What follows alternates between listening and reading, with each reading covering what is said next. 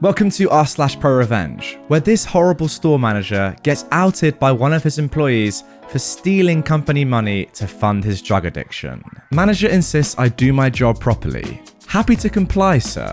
In early 2020, I was hired under the title Assistant Manager at a local automotive shop. We mainly sold tyres and alloy wheels for passenger vehicles. The company owns several stores. I reported directly to my manager, who then reported to the owner of the company. Shortly after I was hired, I noticed the behavior of the manager was far from professional. He would constantly mock and berate me for being the new guy. I believe part of this was jealousy and insecurity on his part, as I ended up recording more sales under my name within the first few months. He would also knock off work early and start drinking beer while the rest of us continued to work. I remember when he found out that I participated in MMA training sessions after work, he tried to goad me into a fight for his own amusement. Clearly, this guy didn't like me, and I was starting to get the feeling that he was trying to get me to snap or lose my cool, and as a result, my employment. I became even more certain of that with what happened next. So, now onto the story. During the few months that I'd worked there, I'd noticed that our takings for the day and sales records didn't match. I would often spend half an hour to an hour after work trying to figure out where the errors were coming from, whilst the manager would simply throw his hands in the air and exclaim that he had no idea how this was happening. The recurring issue seemed to be that our cash takings had been recorded incorrectly. There would sometimes be an excess amount of cash that didn't match up to what was recorded on our sales invoicing software. Other times, there would be less. I was, at the time, an accounting student studying towards my bachelor's degree. I was already suspicious of the cash being out each day. However, given how the manager had been treating me up until this point, I was concerned that any complaint would somehow be twisted and used against me. And boy was I right. Several weeks later, my manager took some time off. During this time, I managed a personal record in store sales and also noticed something interesting. The cash was never out at the end of each shift.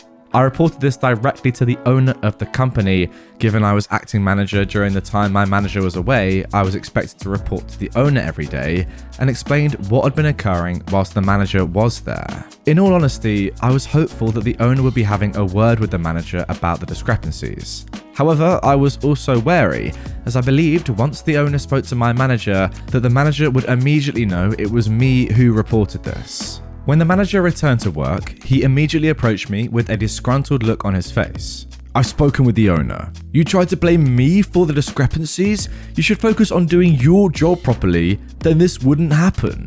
I was quite taken aback by how angry he was, though I wasn't surprised that he twisted it and tried to place the blame on me.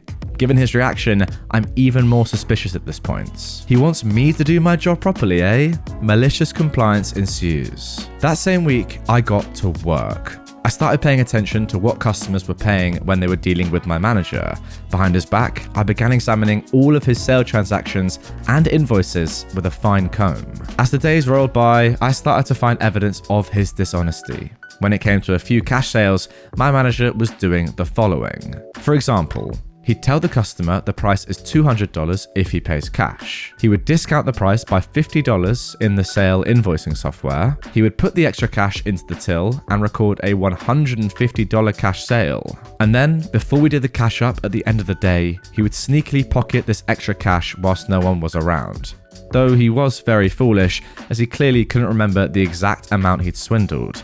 Hence why the cash would be up some days, didn't swindle enough, or the cash would be down, swindled too much. So the conclusion. I took screenshots of the discounts he'd been giving on sales and sent them to the business owner, along with a report. A report with a detailed description of my findings. The report also showed that on all days he wasn't there for the cash count, there was no variance. When he was there, well, the owner was infuriated. This man had been his trusted employee for years. The owner was so infuriated, in fact, that he ordered my manager to do a mandatory drug test, pee in a cup style, on the same day he found out. And no surprises, he failed. It turns out the manager had quite the meth habit. This was most likely his sole motive for stealing cash, and the owner was beside himself. We operate machinery every day in this store, and so the thought of a manager walking around high as a kite wouldn't sit well with any health and safety professional. In fact, it could have landed the owner in serious legal trouble if any accident or injury occurred under this manager's watch. The manager was terminated immediately for violation of his contract and was later taken to court by the owner in an attempt to recover the stolen funds. Safe to say, I was promoted to store manager position shortly after his termination. Alright, now the first thing that immediately springs to my mind here is I'm wondering why the owner immediately called a drugs test on the manager. I wonder if they knew each other before this and the owner knew that the manager had some sort of history or some sort of problem with drugs, because otherwise it would be a bit weird to just out of the blue randomly make someone do a drugs test. It's almost as if the owner was like, you know who's stealing the money? Yeah, it's gonna be the manager. So, you know, maybe it's on him for employing him in the first place. Maybe he was trying to give him another chance. Maybe I'm just chatting a lot of rubbish. Who knows? The good news is you're no longer getting picked on at work and you got a promotion, so fair play to you. I would like a raise and time off, and I want to start this off by clarifying that it's not my story. It's the story of someone very close to me, and I will leave out a large amount of specific detail because quite a bit of info is not mine to reveal. The build up to the revenge is that this person had a horrible employer. My friend worked HR and managed payroll at what was effectively a nursing home. I don't know that they call themselves that, but it's what they are. The company had a bit of a good old boys club going on, with all of the highest level management being older men who all did less work and got more pay than pretty much everyone else. There were regular complaints from women about being mistreated, and many women were fired for absolutely absurd reasons, followed by their male co-workers getting raises. That in and of itself was bad, but it's not what instigated the need for revenge. What caused the burning desire to get back at the company was when the company fired my friend's manager, who was a woman, because she took a week off after literally breaking a leg badly. The HR department was already badly understaffed, so my friend had to take on the responsibilities of this manager without any pay bonus. She requested a pay bonus multiple times, but was denied each time. A month or so later, the company hires a new manager to replace the old one at nearly twice the salary. Of course, this new manager is an older man. I'm not entirely sure what this guy actually did during the day, because my friend continued to do all of the managerial tasks, and she knows that for a fact because the guy's account didn't have access to the systems that he needed access to, and he never asked for that access. For 6 months, my friend showed this manager issues with their system, including payroll, and explained that she was not only the only employee who knew how to use the payroll system, but she was the only one with access to it. But the sexist douchebag ignored her and made regular comments about how she was replaceable and useless. One day, she loses her head.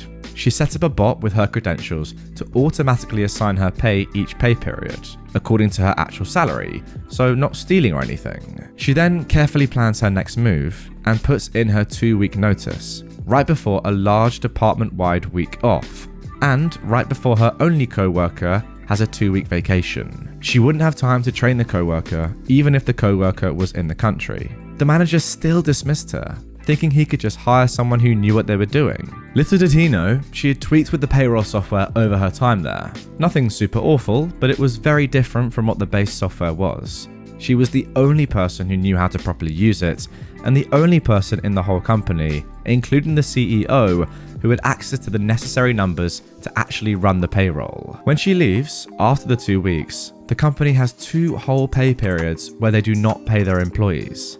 They can't. But my friend still gets paid because they never disabled her automatic payment thing. They couldn't. Eventually, they called her and basically begged her to consult with them on their payroll. So for the past 6 months, she's been paid $250 an hour for 5 hours a week to run the company's payroll. Fully remote, even though it was an in-person job before. And to top it all off, she doesn't even actually work the 5 hours. She wrote a script on her personal device to process all the payroll for her. All she's got to do is press one button. She's working another job now, but dang, she really kicked them in the butt for their trash. Wow, so after being horribly mistreated, she's now getting $250 per hour for 5 hours of work a week, in which she only actually presses one button because she's able to automate the whole thing. Genius. So $1,250 for pressing a button. That's a pretty good rate. You know what's not actually been mentioned here? Is the old people that lived there. You know, if these are the people that are running it, I feel for them, because I'm not sure this is the sort of institution you want to be living your final days in. Once again, fair play to OP for absolutely decimating this sexist workplace. It is just brilliant to see, and all I can say is kudos to you. X lies about why we broke up to his mum, so I share the evidence of his cheating with her. Many, many years ago, when I was in my early 20s, I was engaged to a guy who was, well, not the best. He was a man-child who'd refuse to talk about anything other than himself. He was a man-child who would refuse to talk about anything other than himself, video games, and football. I had severe self-confidence issues, and I stayed with him because I convinced myself I was lucky to have one person love me. I never thought anyone would. As part of this, we did everything he wanted, never what I wanted. He picked the movie, where we went on date nights, where we went on vacation, etc. At the very least, I was very close to his mother. We got along great, so much so that we often went out together. When my boyfriend proposed, she was thrilled that I was going to become her daughter-in-law. Unfortunately, after we got engaged, he started acting weird. He got super secretive about his phone and suddenly started going out multiple nights a week with the boys. Then he started cancelling our plans, like date night, to go out with the boys.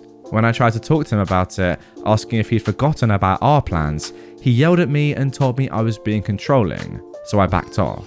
At first, I was in denial. I told myself there was no way he'd cheat. He'd proposed. He wanted to spend the rest of his life with me. Why would somebody propose and then cheat? But eventually I broke down. While he was asleep, I got into his phone and Facebook accounts, where I found sex with multiple women, nudes from multiple women, and worst of all, recordings of him sleeping with other women. I was devastated. I confronted him about it and he screamed at me. He told me I'd invaded his privacy and it was controlling behavior like this that made him cheat. We broke up. He moved back in with his mother. He made a big deal of how noble he was letting me keep our little flat, even though I paid for most of the deposit and most of the rent. The moment she heard about our breakup, his mother came rushing to make sure I was okay. I didn't have the heart to tell her the real reason we broke up, because I knew she would come down on him like a ton of bricks. My boyfriend's father had cheated on her, and so she always tried to instill in him and his siblings to never cheat. So I lied and I told her we'd just drifted apart. I got a snotty message from my ex, clearly not happy that his mother went to me first instead of him. He accused me of being controlling, that I'd manipulated his mother into rushing to me instead of him just to spite him. He was her son, so why would she come and see me? I foolishly apologized and said that she'd just turned up. A few weeks rolled by and I'm slinking into depression. Then I get a series of nasty texts from his mother calling me a whore and other choice names, and how she can't believe I betrayed her precious boy. She tries calling, but I don't answer the phone. I'm terrified of what she'll say. It became clear that my ex had told her we broke up because I cheated, probably in revenge for her coming to see me first instead of him. Fed up with this and devastated, I sent her a text explaining that's not what happened. She confirmed her son had told her I had cheated with multiple men. Why would her son lie? Why would I hurt him this way?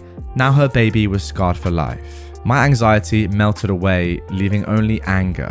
I still had all the evidence of his cheating backed up on my laptop, so I sent it all to his mother.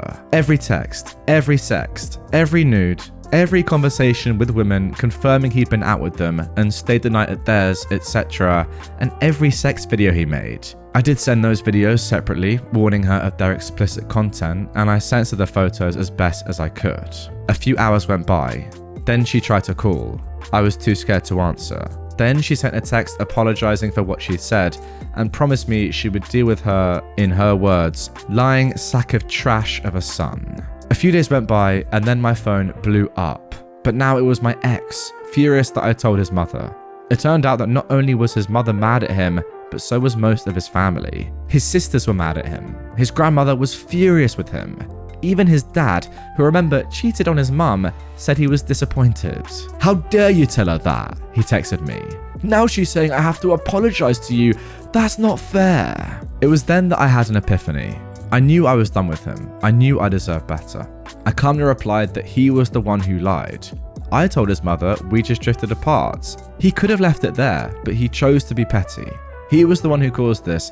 He was the one who cheated. and then I blocked his number. His mother invited me out one last time so that we could enjoy a meal together.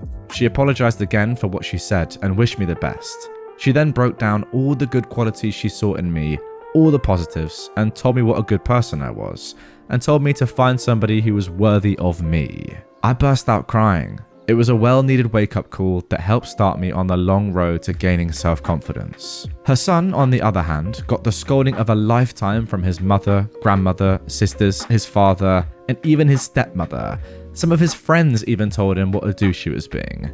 His mother made him pay her back for all the deposits she's paid for our wedding venues and vendors. The cherry on top, though, was whenever he made whiny posts online about how unfair it was, or tried to say it was my fault, his family and some of his friends chimed in to correct him and remind him exactly why he was suffering in the first place. It's been over a decade since then. I'm now happily married to a wonderful, supportive man with 3 beautiful children. I still look back on that moment in life and I laugh at how my ex could have avoided it all if he just kept his mouth shut and not acted like a petulant child.